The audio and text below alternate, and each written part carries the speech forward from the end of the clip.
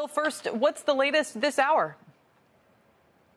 Not much change, Kelly. That is the latest. And if you were expecting today to be a day where you might hear news from the UAW regarding negotiations or from one of the automakers, that's not going to happen. Bargaining in terms of, the big group getting together and sitting down and hashing out details, that's not happening today. The UAW says bargaining will begin again tomorrow. And we may see some developments over the weekend. Today, what we're seeing at the three plants that are on strike, picketing out in front. 12,700 workers approximately are on strike at these three plants, one here in Michigan, one in Ohio, one in Missouri. The UAW is shutting down essentially 15% of the big three's U.S. production by shutting down these three plants, with these three plants going on strike.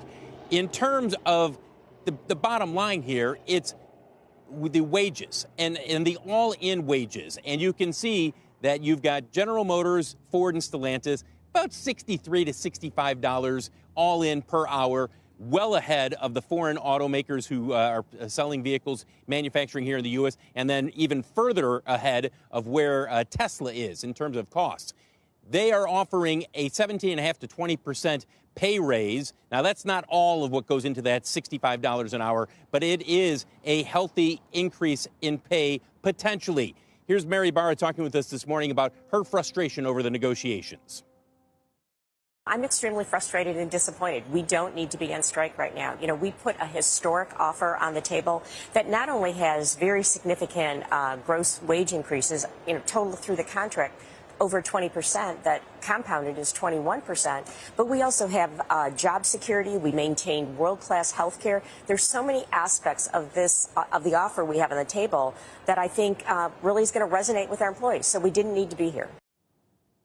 As you take a look at shares of General Motors, we should point out that here in downtown Detroit, there will be a rally by the UAW later this afternoon. But again, Kelly, no direct talks in terms of the big stuff going on today. That's expected to resume tomorrow.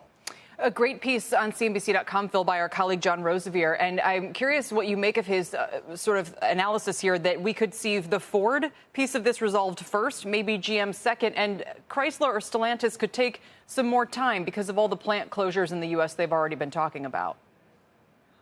Well, yeah, everybody has known for some time that Stellantis is perhaps in the trickiest position. They have already idled the plant in Belvidere, Illinois, just outside of Rockford. And the UAW wants that reopened.